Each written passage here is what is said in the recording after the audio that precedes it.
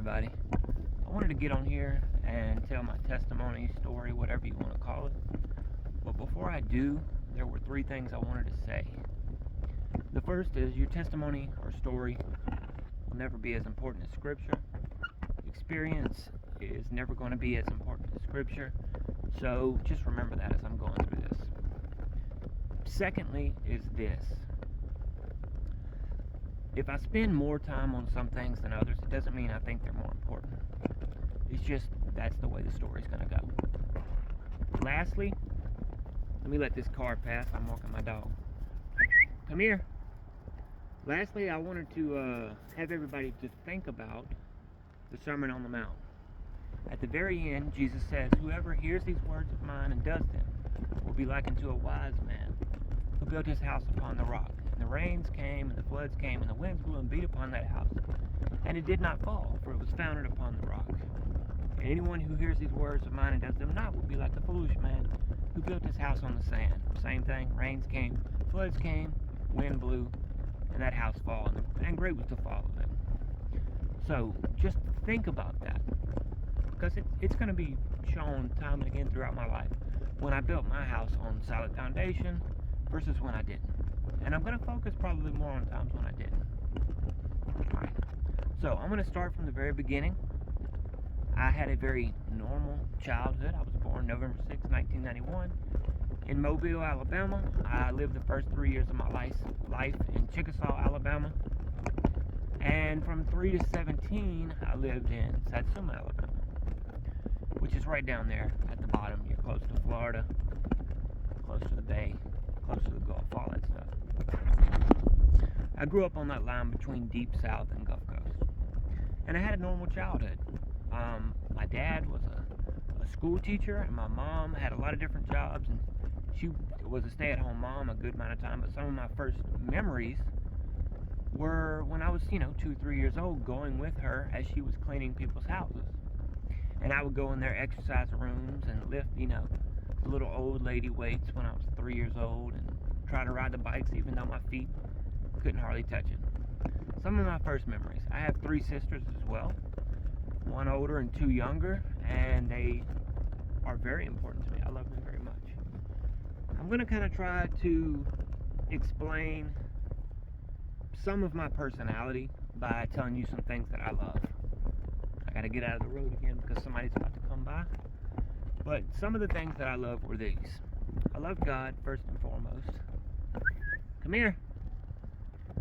There were times where I even thought that He was speaking to me. Now that's not important.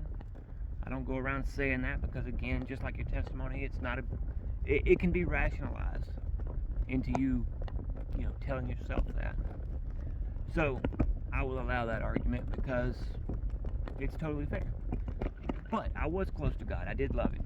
I loved my family. That includes my mother, my father, my 3 sisters, and my extended family. I'm thankful to God for the extended family that I have. Cousins, aunts, uncles, grandmother, grandfather, all of it. I'm very blessed to have the family I did. It was very important in my life. It still is. Alright, the third thing I loved was nature. I was the kid that just wanted to be outside all day, every day. I would be in the woods most of the time. I always wanted to walk somewhere, do something, climb trees barefooted, and pick up logs and see what was underneath them, stuff like that. That was my childhood, and I was gone, pretty much all day. The fourth thing that I loved was sports. And most people that say they love all sports, they love competition. That's kind of true for me. I did like most sports. I did like competition, but for me it was more physically testing myself with something that I thought was true. And so for that reason, my favorite sport was combat of any kind. MMA, Muay Thai, boxing, Jiu-Jitsu, all that stuff is something that I loved. And, as a kid, the only jobs I ever wanted to do was to be the crocodile hunter, Steve Irwin, and work with animals, be a farmer, or be an MMA fighter. It's the only things I ever cared about. So those are things that I loved. The last thing that I loved was truth. Now, you may not believe it, but I was a weird philosophical kid, at least internally. I always had a lot of questions, and I wanted to know things. I questioned the way things were from a young age. So that was me. That's my loves and predispositions. Alright? So, as time goes on, you develop, you get, more intelligent, you learn things, your life changes. I began to like girls. That was a pretty big distraction for me. I started to question a lot of things. I thought I was smarter than I really was. I thought I knew pretty much everything. I think that's a little more normal than people would like to admit, but, I thought I knew a lot. Eventually, in my search for truth, I began to question Christianity a good deal, and not necessarily because of its claims, although I did question some of them. I more so questioned Christianity based off of Christians. I looked at them and I said, if they have the truth, they're not going to be vindictive, they're not going to be spiteful, they're going to have no need for that because they have the truth. And I also said they're going to have joy. Let's turn around. Come on, buddy. I don't know if y'all saw that. He pretty much just jumped over my chair. Alright, but I said they're not going to be spiteful and they're going to have joy. And I didn't see that to the extent that I wanted to. And so that was kind of the start of me questioning Christianity. So, as life goes on, I'm searching for truth. I'm not sure I believe everything I once believed. I probably wasn't a full-fledged atheist, which is, if you are, I have a lot of friends that are. But philosophically and, what I consider the truth, I was somewhere between a general agnostic that just didn't know, or a general, vague theist that used Christian language. And unfortunately, I think a lot of Christians in America and in the West are general theists that use Christian language because it's culturally accepted. But that's neither here nor there. That's just my opinion. Alright? So I began a search for truth, and I searched in a lot of different ways. But I'm going to focus on, I think 4 or 5, I can't remember. But I searched for truth in achievement. I searched for truth in fun and pleasure. I searched for truth in relationships, and I searched for truth in being good to people and doing good work. I searched in all these ways. The first was because of my love for sports. I said, okay, I'm going to test myself and push myself to the limit, see what I can do. So I went all in. You probably don't know very many young kids my age that literally were obsessed to the point of sacrificing almost everything to be great at sports. I would eat stuff that would gag a maggot. I would work out all the time. I was constantly learning what the best way to do things were. One summer in particular, I had a job working for my aunt and uncle, and I would go, walk or ride my bike 2 miles to their house. It was light work, but I would go walk my bike or ride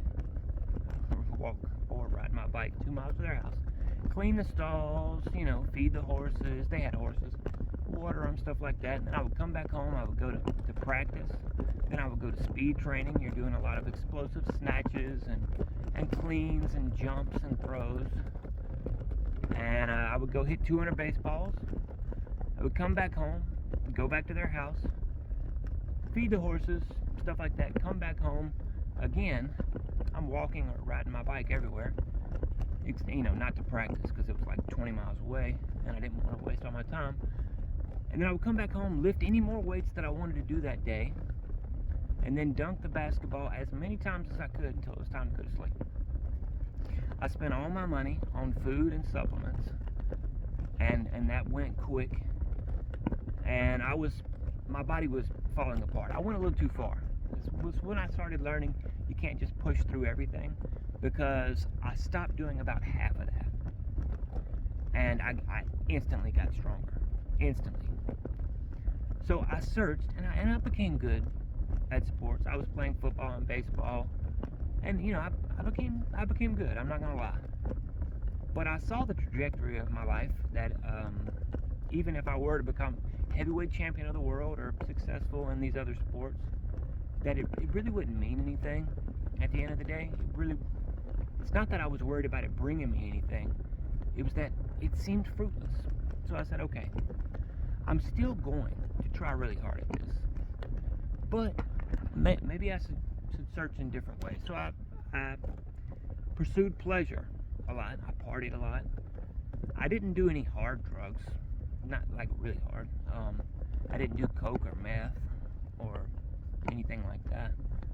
But, you know, I was taking pills, mostly, anxiety and depressant stuff or pain stuff. Not because I was anxious or anything like that, although I was. But it wasn't for that purpose. I just wanted to get high. I was smoking a lot of weed, and I was... Let me see if this person needs to come by. No, they don't. All right, come on, Archie. Come on.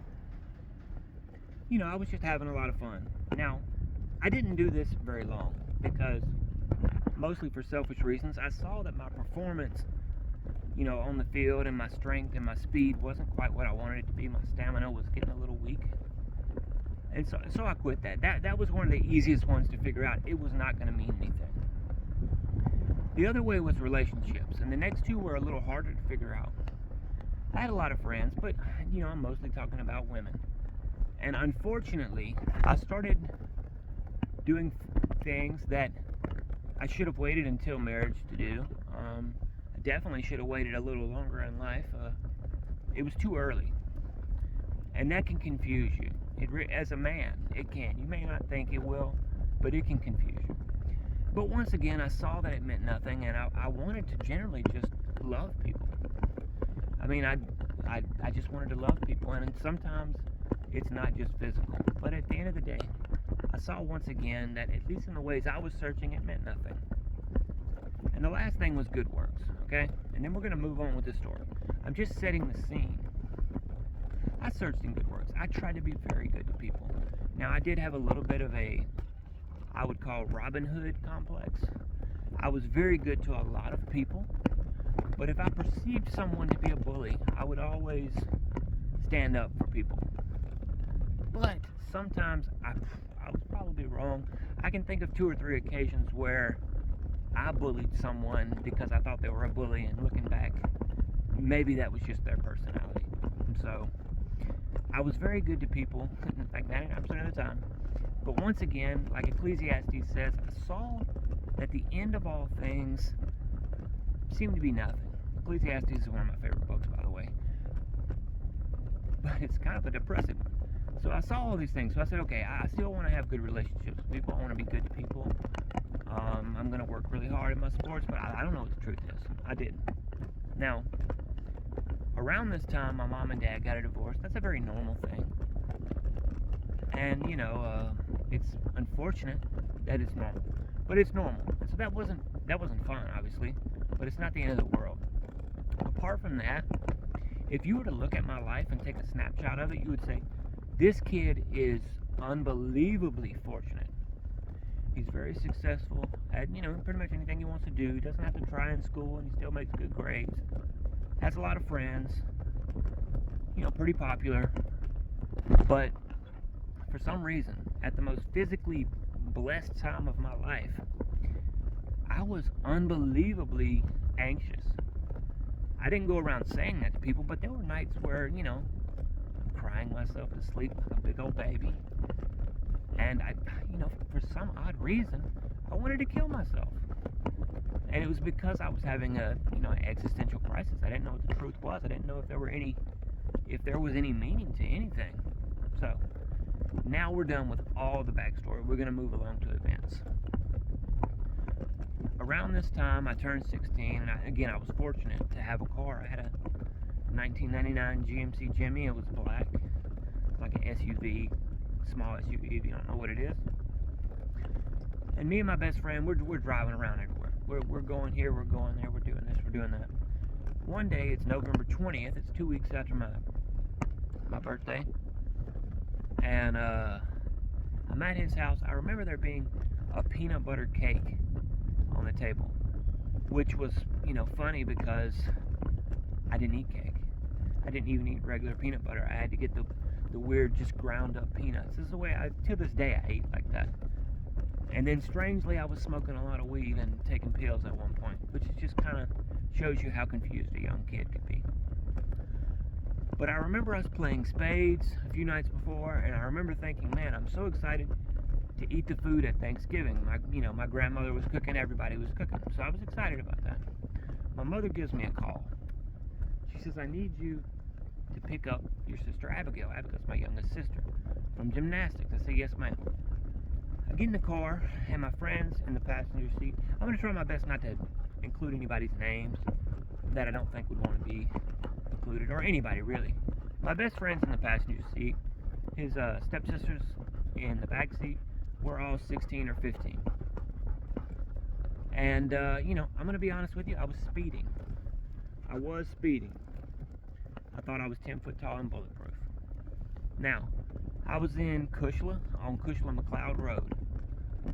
And, I'm going fast. There was a sign that actually was turned upside down. I had been on the road before. Shouldn't have been a big deal. But around the time I see this sign, I already know where the turn is. But it kind of confuses me. I look down, and I see a message. Somebody messaged me. Now, I did not text them back, but just general word of warning, don't even read messages while you're driving, because that's what got my eyes off the road. I was off the road, there was a turn heading to the left, and I was struggling to get back home because I was in the gravel. To make a long story short, after a while, I finally get back on the road. And I overcorrected. I was in the other lane. There was a car heading towards me. So instead of us hitting each other at a combined speed that I don't know what it would be, I turned back off to the right. There was a ditch I hit. And in my panic, because I was not a good driver, in my panic, I hit the gas harder. So we hit the ditch. I go up the ditch and then up a dirt pile, actually. And my car flips end over end. It didn't roll, it flipped end over end. Now I'm going to stop for a second because a car has to go past me. Well, never mind, it's going the other way. So my car flips end over end. I don't know how many times. Could be just one, 180 degree turn, or, a 360 and another 180. I don't know. Who knows? But I was seeing sky and dirt. I'm tensed up on the wheel. My arms are pressed on the wheel like I'm bench pressing in a lockout or something. And, out of my right eye, I see my friend. Once again, somebody's coming by, excuse me. I see my friend, and I can tell that he's worried. I can tell he's worried. We all are. It was scary. So my whole life flashes before my eyes. Now, that is very cliche. I realize that. It's very cliche. But it's true. It's what happened to me, and what that means, at least to me, I saw 5 or 6 key moments in my life. Whether they actually happened, or whether they were just amalgamations of things that I liked, enjoyed, or were important to me, that's what it was. The main thing I remember seeing was me and my 3 sisters underneath the oak tree in the front yard. Now, were we all underneath there playing at the exact same time one day? I don't know. But that's what I saw, because that's what was important to me. It was my family, me and my 3 sisters. So boom, we land upside down. My head busts out the driver's side window. And I hear all this popping. I heard 7 or so pops, like you're popping your knuckles really loud, my neck breaking, and then I heard a bunch of grinding. Now, like I said, I ate really healthy and have for over 2 decades now. But I remember what it's like to pour milk over a Rice Krispie Treats cereal. That's the sound that my neck made when the broken bones were grinding against one another. Get out of the road. So, eventually, all goes black. Boom. My first thought was, I think somebody's going to try to talk to me. Give me 1 second. Okay, never mind. That was my neighbor. My first thought was, okay, I'm dead. That's it. My entire life, having all this fun, it didn't really amount to anything. My second thought was this. What's going to happen? Is God real? Is heaven and hell real? Am I going to go to heaven? Am I going to go to hell? Am I going to cease to exist? Is there something entirely that I don't know about that's going to happen? And none of that was a comfort to me. None of it. Even if I were to go to heaven, that wasn't a comfort, because, there are theories about what hell's like. Some say it's the absence of God, total darkness. Some say it's the presence of God when you're not in union with Him. It's an interesting way to think about it. But I know for me, to be in God's presence when I did not love Him and I actually hated Him, it would be hell. So I didn't know what was going to happen. Eventually I woke up. Now, I don't know how long I was out. I would assume at least 30 seconds.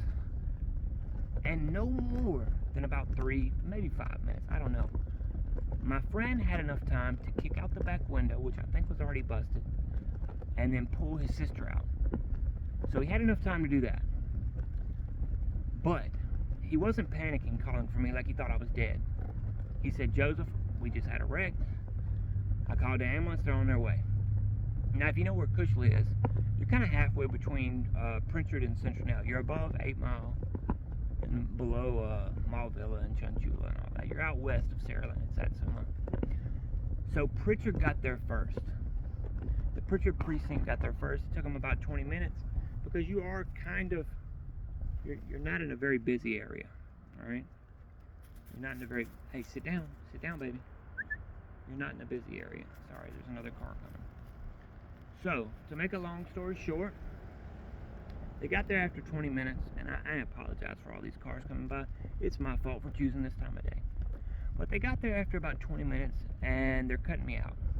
Thankfully, my friend and his stepsister weren't really too bad injured. She did have a concussion. He did have a back injury, and they both, I think, sustained some cuts. But they didn't have life-altering injuries, thankfully. But they get there, and my side is a lot more smashed in than their side, and they were both a lot smaller than me. So the ambulance gets there. They feel my leg. They say, "No way this guy's this big, and he's in this position. No way. He can't fit in here." Now I'm in some rocks. Excuse me. Oh, I'm stuck. So, just like I was in this part of the story, stuck. So, the side of my face is slammed against the ground. The left side of my face is slammed shut. The weight of the car is resting behind my right ear. It actually split my right ear off, and my right ear was kind of flapping forward. And I could see out of my right eye into the ground, but it was filled with blood. So I couldn't really see much. So I'm joking with these guys, because that's what you do. You joke with people, and it's just what guys do. We joke. Now, I was a little worried. I did ask one time, "Am I going to die?" "Come here." But apparently the answer was no. So they take about 40 minutes or so to cut me out. And while they're doing that, they rush me over to a field. A helicopter drops down. I'm gonna actually have to go backwards so that you guys can actually see this and not get too bright. So they rush me to a field. A helicopter lands down, and they're taking me to South Alabama, USA. Long story short, I don't know if I died on that, helicopter ride or not. I think I did, because I was looking up, and the guys working on me were in one position, and then it was almost like a cut scene in a video game. It wasn't a fast forward. They were instantly in another position after being froze for a solid 10, 15, 20 seconds. So I assumed that I died, because it did happen 3 more times after this that are verified. But neither here nor there. Get to the hospital. I know I'm paralyzed. It's going to be hard for me to go backwards this whole time. I know I'm paralyzed. I can't feel anything. My head is absolutely killing me. My shoulder's absolutely killing me. My neck's absolutely killing me. They give me an x-ray, but I can't feel anything. I know I'm paralyzed. The doctor tells my mom this, and she's outside of the door, and she's saying she's going to have to come in and tell me I'm paralyzed, right? So before she walks in the door, I see her. I said, "Don't worry, Mama. I know I'm paralyzed. I've had a good life so far. I'll have a good life from here on out." Now, that was true. I did physically have a good life. I didn't necessarily believe it, though, because I was this weird, sad kid for some odd reason. So I just said that to make her happy. I'm going to have to flip the page here. Now, I didn't know what a quadriplegic was. I had no idea what a quadriplegic was. I thought I was paralyzed from the waist down, and the reason I couldn't feel anything was because I had broken a lot of bones. So I thought I broke a lot of ribs. I broke a lot of bones in my arm, and I had that weird numbness that you get if you've broken a lot of bones. You know what I'm talking about. I broke a bone at least once a year, not just noses and fingers. I was a very wild and rambunctious person. Come here, get out of the road. So, I'm paralyzed from the shoulders down. I'm about a C4, C5 quadriplegic. I can stop. I'm going to stop and show you the things I can do for people that don't understand what that means. Alright, let me turn around so you can actually see. My hands are paralyzed. That's why I'm so skinny. Alright, obviously my legs are paralyzed. Obviously my stomach's paralyzed, my lower back, my chest, like 90% of my upper back, 90% of my forearms, 2/3 of my upper arms. But I can tell you the muscles that work. My traps work, my deltoids work, my biceps. My triceps don't. Your triceps are a lot stronger than your biceps. I have one wrist muscle that works. I can lift my hand in this direction, which allows me to grab things. If you want to grab something heavy, you actually lift it right, or you put the weight right there instead of in your hand, because your fingers are not going to be able to grab very heavy weights. I can cheat and do things that I'm not supposed to be able to do, but you know, pretty much all quads that are slightly active can. I can lift my arms over my head, but if I were to slowly lift my arm like this, it just falls on, see, it just fell on my head. I cannot lift my arm in this position. I have to kind of cheat. You just do things your own way. So that kind of explains some of my physicality. There's more to it than that. Your diaphragm's paralyzed. It affects a lot of other things. But that's what level I am. Alright? So, at this point, I have a lot of friends come in and out because I did actually treat people well. Went to a lot of different schools, private schools, public schools. Had a lot of friends packed in the waiting room coming to see me. I can't remember much about the first week. I unfortunately think there was a person in the room next to me. I think it was a girl. I think she passed. I remember dreaming I was playing spades with the doctors, which is funny because I don't even remember how to play spades anymore. I never learned how to play poker, never cared to. But long story short, I can't remember much of that first week. Eventually, they say, okay, he's not doing good. We're going to take him to Atlanta Shepherd Center, one of the best in the world, you know, with spinal cord and brain injuries. And apparently, they're rolling me out on a stretcher. I'm singing the Barney song, and I have tons of friends there at the airport. I can't remember any of this. I'm knocked out, you know, cold, at least with the medicine. I'm obviously singing. I'm singing the I Love You, You Love Me Barney song, and everybody starts joining in. At least that's what I'm told. What I remember was thinking that I'm actually in the Super Mario game. I'm in the Super Mario universe. I'm cutting front flips with Mario. I'm jumping on turtles. You know, me and Yoshi are taking things out. All right, we're winning this thing. And I remember thinking I was drinking Glacier Freeze light blue Gatorade because that was my favorite. I don't know why I thought these things, but that's what I was thinking. So, I think, and I can't remember this straight, I would have to ask my mom. I think my lungs collapsed on this plane ride. I think they did. But I can't be sure. I know my O2 levels were very bad. I know that if my mom had not been telling me to breathe in and out, I wouldn't have made it. I mean, the doctors themselves told me that. So, oh, my notes are about to fly away, the wind's blowing. So I wake up, and I remember what the lady looked like above me. She had blonde hair. I can't remember how old she was, and I wouldn't want to say it. You're apparently not supposed to do that. But I woke up, and I think a respiratory therapist was, you know, on top of me, looking at me, making sure I was okay. I had tubes in my mouth. You know, I wasn't breathing. They're having to pump in air now. So, I'm starting to understand what quadriplegic means. I'm starting to understand what my abilities are. At this point, I can't even open and close my mouth because I have giant tubes in my mouth. And I can't turn my neck because I'm in a brace. They cut me through the neck and everything. And really the only thing I can do is shrug my shoulders. Right? I got spit rolling down my mouth. I don't know how to swallow for some reason. And a guy walks in. He said, uh-oh. He had a problem. And I think this was the first time I cried over it.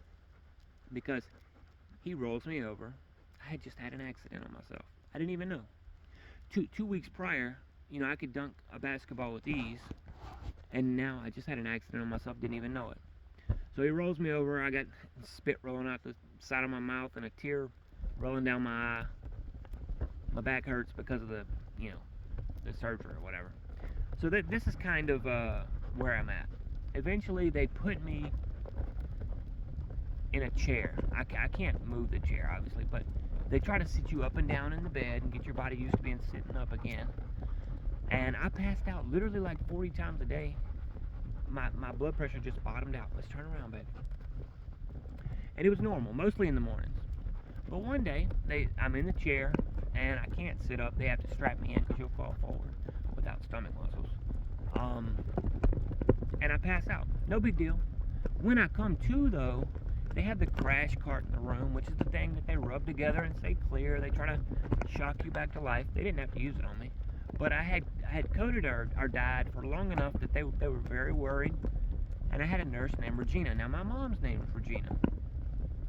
And I looked at Regina so intently because I wanted her to get my mom. And she understood because they had the same name. Now, I couldn't tell my mom I love her, but I wanted to. Because I know she couldn't stay with me. I'm in ICU. People die up here. So they would bring an ABC chart. When you got to the letter you wanted, you blinked twice. Now, if you got to get to Z, you're probably going to blink once, and they're probably going to think you blinked twice. So the sun's in my eyes, and I can't really show you, but I would move my eyes side to side for no, and up and down for yes. It took me like 10 minutes to tell my mom I love her. It was before I got to the V that she understood. She's like, you trying to say I love you? And I blinked twice. Really hard. So I'm going to skim through some of this stuff. I will, you know, skim past it, but I will say this. My mom sacrificed a lot. My family loved me. I had tons of support. There's a girl whose name I will mention because, well, she'll know who she is. I don't have to mention her name. But she stayed with me a lot. We were dating, and I'll always be thankful for that. But I was mean to people. You know, not necessarily on purpose, but it doesn't matter. I guess I was angry. I guess I was upset. And I snapped at people sometimes. I broke up with this girl because I thought, you know, I wanted her life to be okay. You know, all that stuff you tell yourself. But you just feel a little worthless. But I'm making a lot of friends. I'm doing my therapy. I'm starting to have to figure out what hard work means because it's not hard. You can't feel yourself struggling, which is weird. And so you kind of have to wrap your mind around trying in a different way. And it took me a little time to adjust to that. But, long story short, I'm in the hospital for a few months. Eventually, they cut me through the throat because you can't be intubated through your mouth for very long without causing damage, or at least that's what they said. I'm not a doctor, I don't know.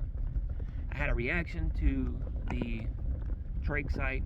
It started swelling up. They had to do an emergency surgery on me, come in there and cut stuff off with scissors, and couldn't put me to sleep. I wasn't doing good enough. So, you know, stuff like that. You throw up on yourself, you can't move your hands, you can't scratch your face, you can't, you know, obviously feed yourself, use the bathroom, any of that stuff. That's kind of my life.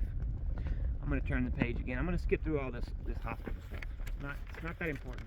You get the gist. I couldn't talk well. I remember when I first had the trach surgery, I had not talked in weeks. And so I talked like crazy for about 10 minutes about cheesecake of all things with the nurses, and then my vocal cords dried up. It was probably about a year before I could talk with any strength. But, you know, things happen. I'm gonna skip through all this. I eventually get home after 4 months. I had a 107.6 temperature. I almost had a heat stroke or, you know, brain damage because of it, but I didn't. So on Christmas Day, I get home after about 4 months. I think it was in February or March. I can't remember when I got home.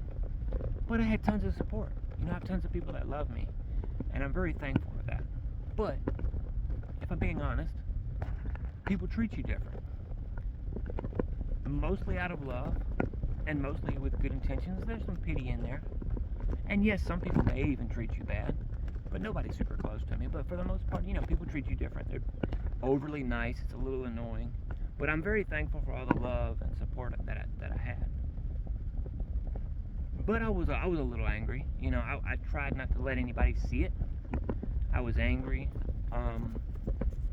and something happened. I had people in my ear telling me I needed to be mad about something that was going on with my best friend, and my best friend, wasn't doing anything. He wasn't. At the very least, it wasn't his fault. So, it was the straw that broke the camel's back, and it wasn't even a straw that he put on there.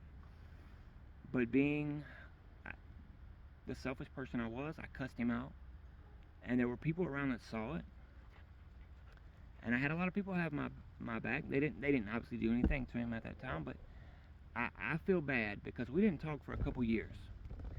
And my mind was just very angry at this point, and I said, okay, I don't need to focus on things the way that I am. I just need to try to be something that'll make me money and help people. I wanted to be a doctor. I did want to help people. And I was thinking, okay, I'm just going to work hard at that.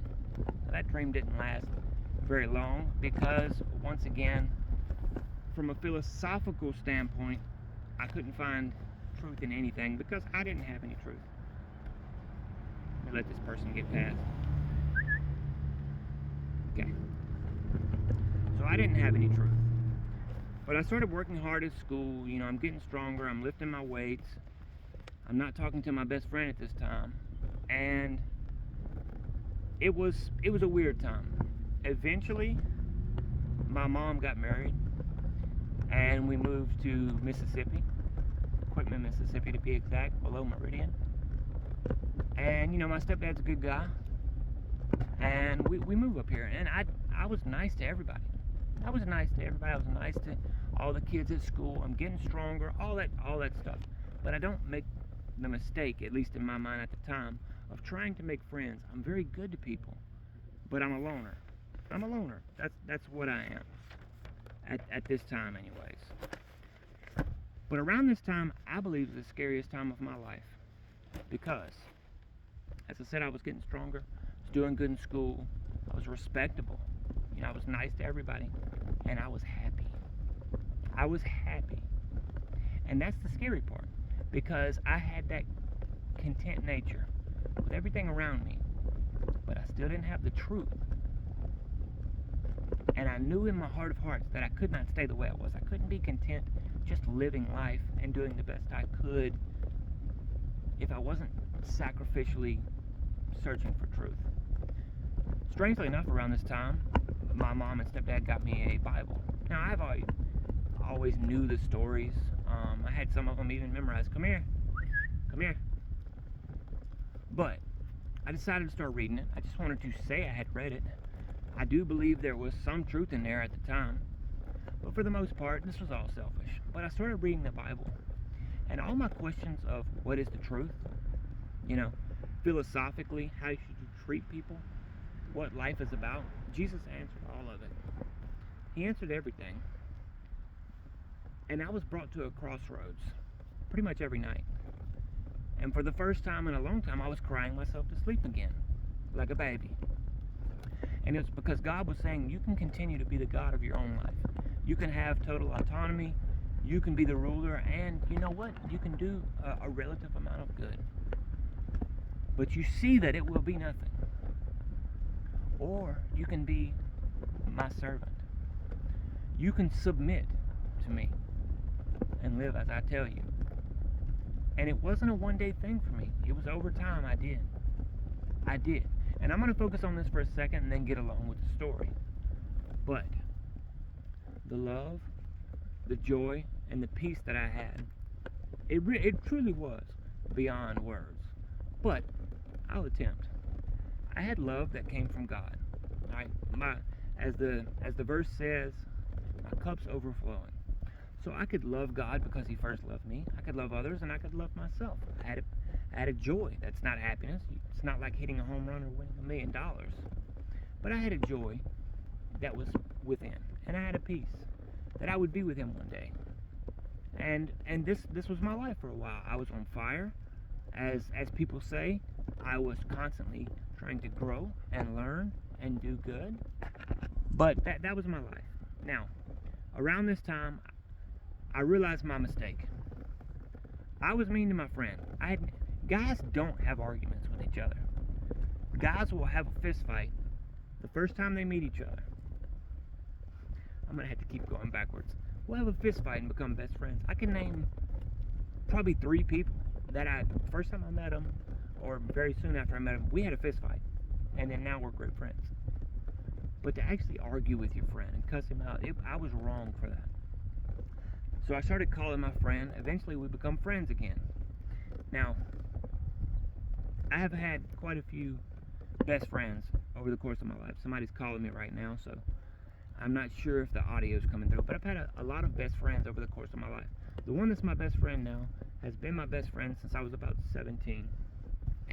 But I was best friends with my other best friend again. We would talk on the phone a lot. I went to college. And going to college was weird because I was still learning things. I was still learning how to be a quadriplegic, how to be independent. There were things I had not yet quite learned. And I will say this, it's not necessarily about intelligence or strength. It's more about creative intelligence and persistence and consistency and not letting yourself fall backwards when something, one step backwards type of deal. You still want to take 2 steps forward. Don't let it be you stop and give up just because you have a problem. But, I'm learning things. I'm at college. I eventually figure everything out. We're on the phone a lot. One summer, I go on a mission trip. Man, I'm going to turn around and do this whole thing backwards. I go on a mission trip, and I have the most vivid dream ever. Now, I'm a dreamer. I have a lot of vivid dreams almost every night. But I knew this dream meant something.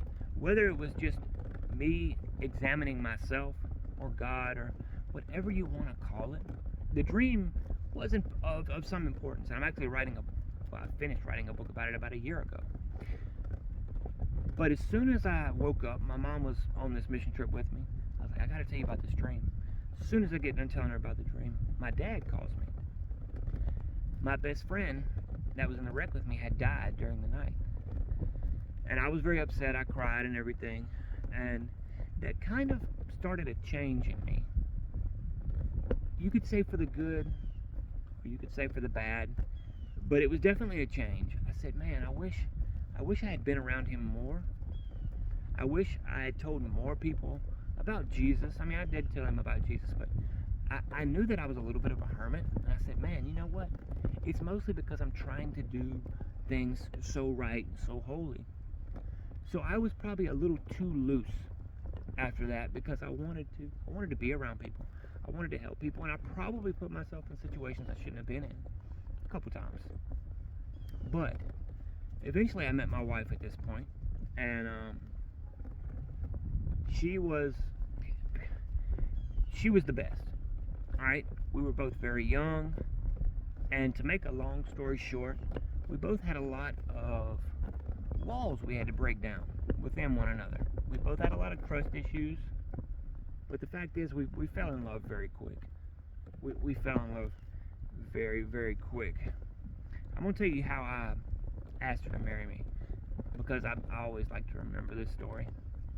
But I remember she came over, and I took her to the first place I'd ever physically seen her.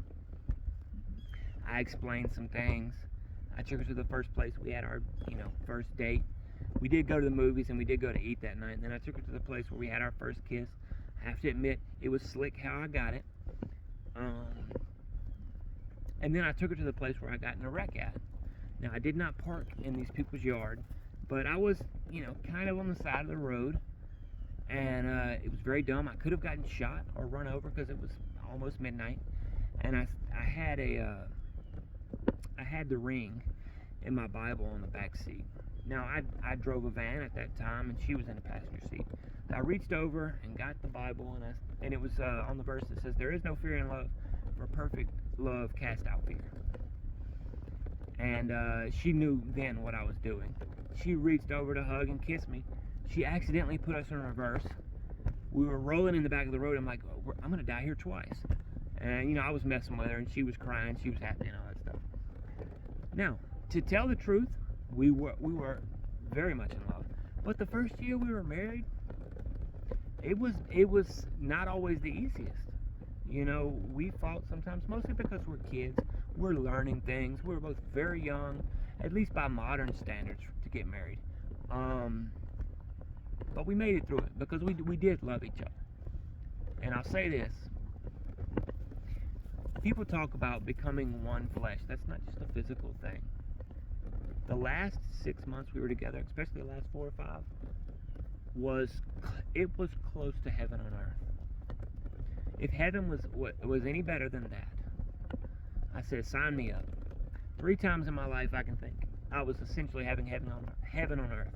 When I was a kid close to God, when I first returned to God, or He brought me back, is a better way to say it. And those last couple months we were married. Oh man, perfect.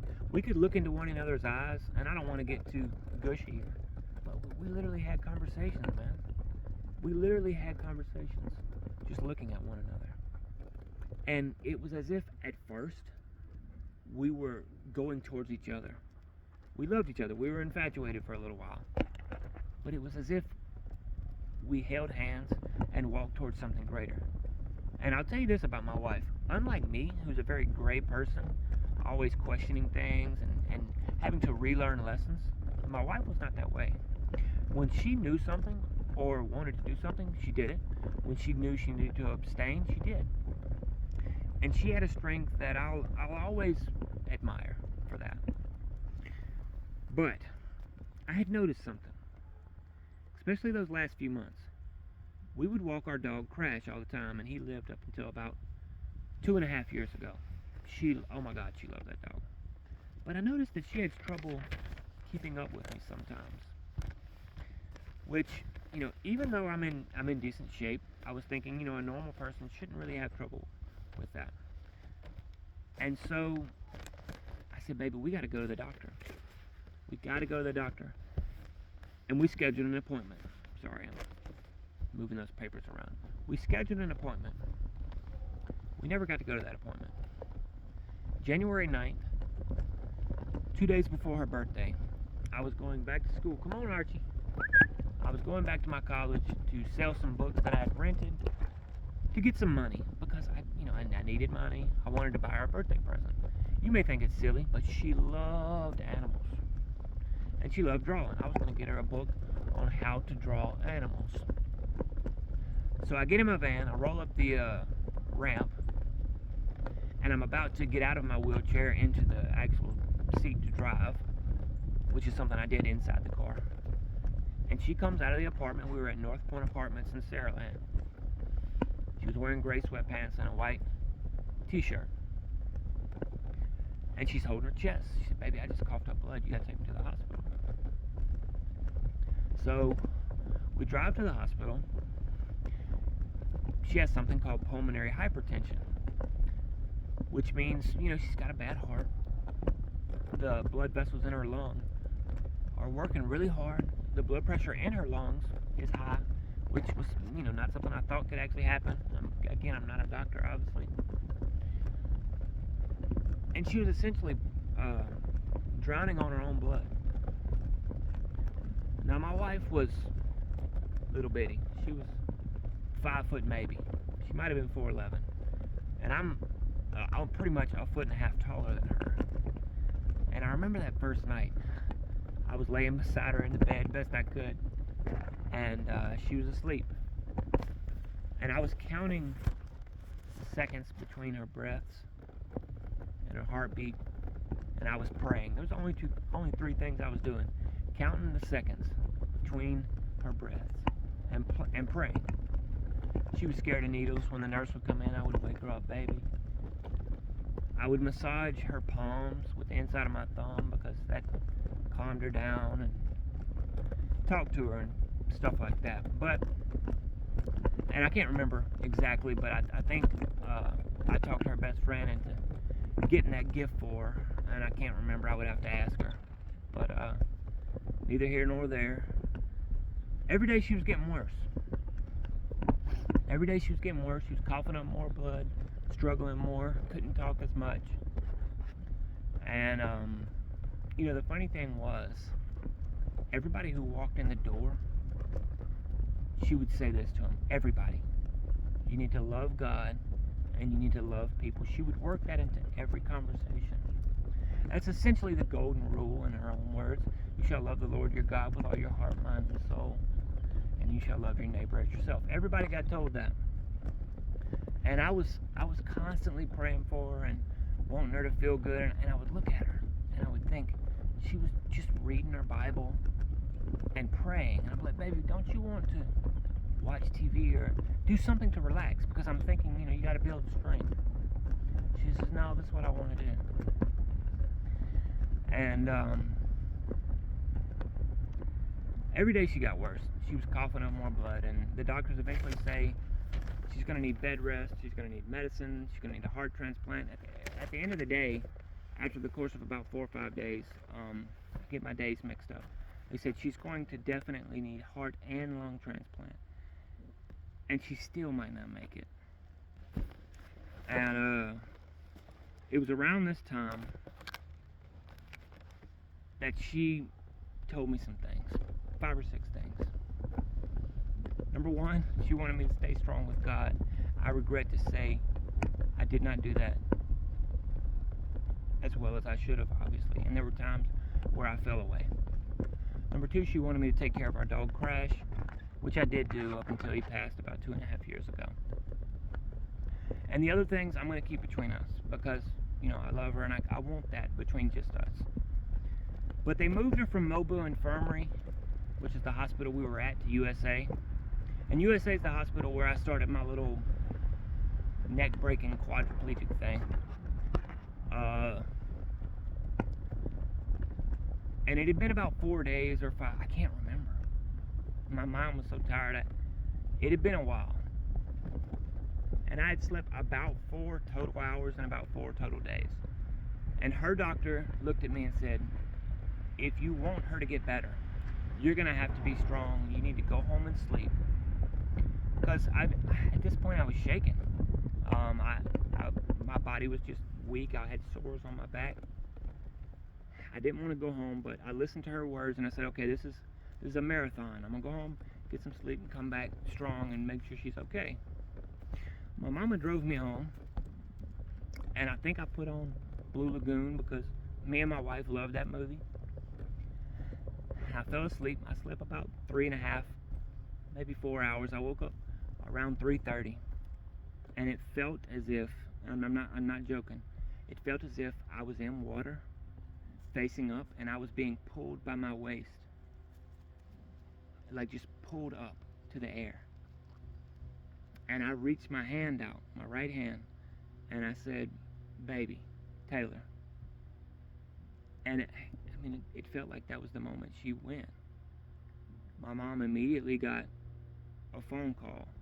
She was sleeping on the couch. She said, we got to go. Taylor's not doing good. It was about 3:30. We get off near Walmart in Saraland, and we're about to get on the interstate. Let me let this person go past. We're getting on the little turn, and my mom gets another call. My wife had passed. It was around 3:40, and I get down there. I tell them yes, she wants to be an organ donor because that was very important to her. And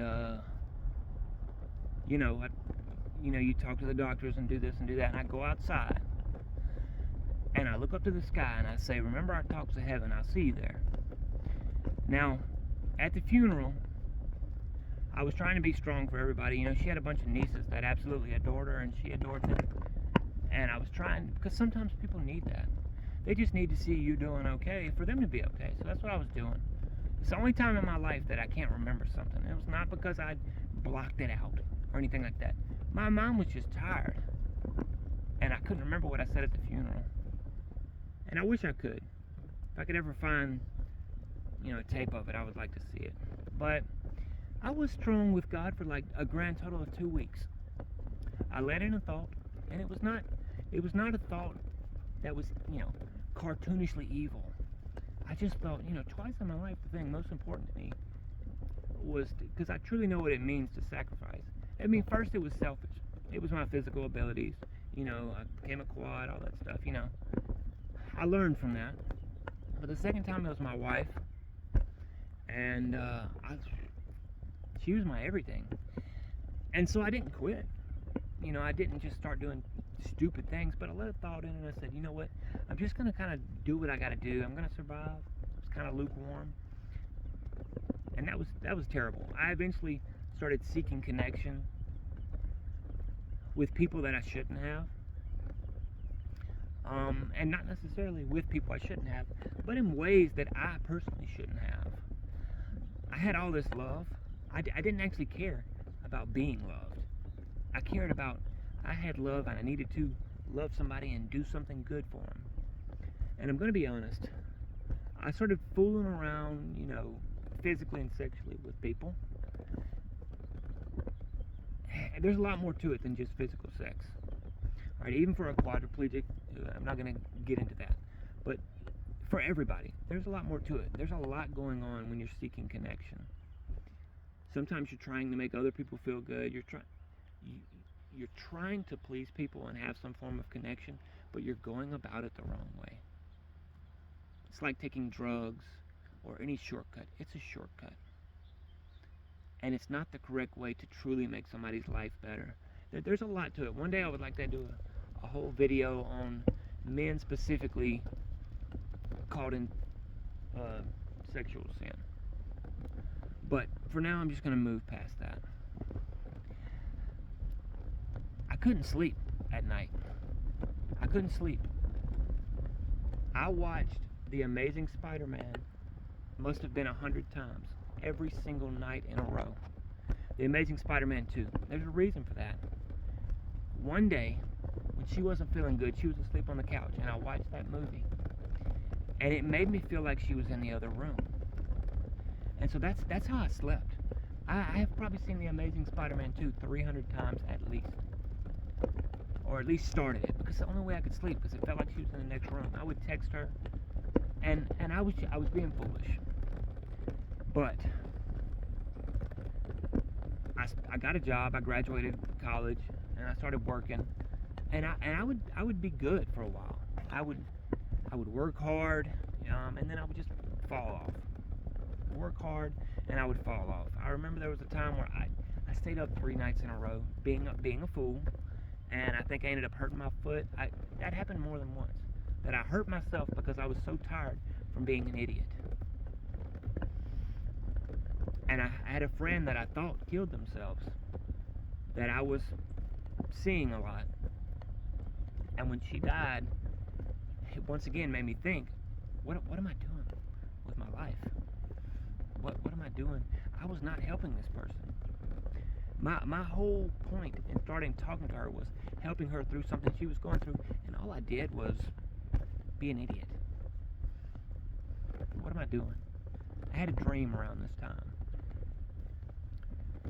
And I had a little creature in my lap, in my hand, excuse me. It was writhing in pain. And I knew that I should have woken it up, but I knew it was going to be in more pain when it woke up. And I automatically knew I was this creature, and I was not waking myself up. For some reason, my mom was in the dream. She says, look, you got to wake him up. I said, I can't. He's in pain. She said, it doesn't matter. It doesn't matter. So I really tried to start structuring my life correctly again. Because I was always, on fire and then cold. On fire and then cold.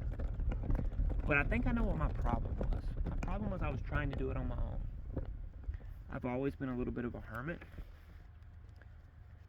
And I thought I could handle it on my own. Obviously, I need Jesus. That's the obvious answer. I needed Jesus. But also, I need friends. I need to be around people. I started writing a book based off of that dream I told you about. And it helped me stay on track. There were times where I'm not a perfect person. I wasn't on track. But I'll tell you another mistake I made. I tried to be a workhorse. All I ever cared about, which is weird because I think it's a little different than most people, I never cared about being anything special. Even when I wanted to be the heavyweight champion of the world, that was all about testing myself and finding truth. So all I ever wanted to be was a cog in the machine. I simply wanted to do my part. And once again, I was kind of overworking myself. I had a full-time job. I was teaching. I was also teaching Sunday school, and I put a lot into Sunday school because I was starting to live my life good again. I put a lot of hours into my study for Sunday school. And I was writing a book, which I put a lot of hours into. And I was coming home, and I was doing my workouts, and I was doing online classes, and I tried my best to juggle all this. And, the general, you're a quadriplegic, you're trying to take care of yourself as best as you can, which is not going to be as good as you could if you weren't this way. It's just real. That's just what it is. Hey, how you doing? Let me get past this person. And my body could not handle it. I started breaking down, and eventually I got to the point to where I thought I was going to start losing parts of my body. I was always sick. And I said, okay, it seems as if God wants me to do something else. Maybe I'm not supposed to be a workhorse. Maybe I'm not supposed to be normal. And what I'm saying is this. Don't try to do it on your own. Rest in God and work when you can. And remember, you need structure. There's a time to be free and there's a time to have structure. So many times evangelicals, and this group I'm for the most part a part of,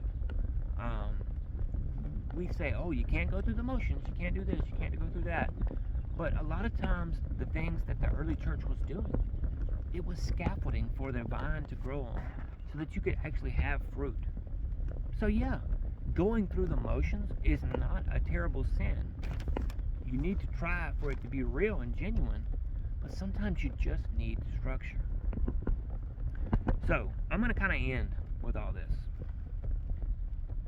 Everybody can be close to God. I finished that book. I want to, be a friend to people now and not be a hermit anymore, because I told myself there were things I couldn't do until I finished the book. And so everybody can be close to God. Everybody can build their house upon the rock. And I didn't focus on those times very long because even though they are the better part of the story, they may not be the more interesting part of the story. But when your house is built on the rock, when you are living in Christ and you are a servant to Him, at the end of the day, life is still life. It's still going to be hard.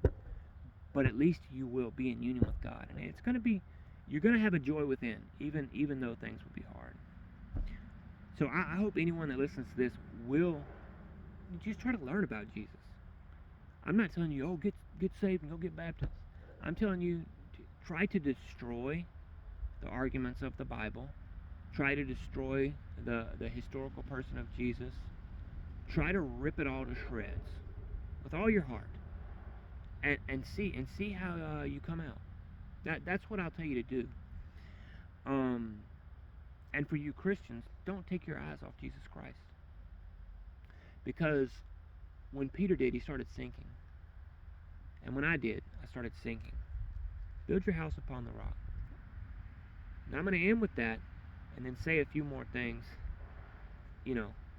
off topic. If any of this seemed slightly interesting to you, I wrote a book recently called The Wonderful Journey and the War Within. It's got vague allegorical references to my life in it, but it's definitely not one-to-one. It's mostly the dream I had, the world I created based off of that dream, the story of that dream, the story I wanted to tell with a mixture of my own life. And if you're close to me, you'll definitely be able to see it. And if you listen to this story, you'll be able to see a good bit of it as well. Anyways, I actually love all y'all, even though I don't know you. And I hope you have a great day. All right, talk to you later.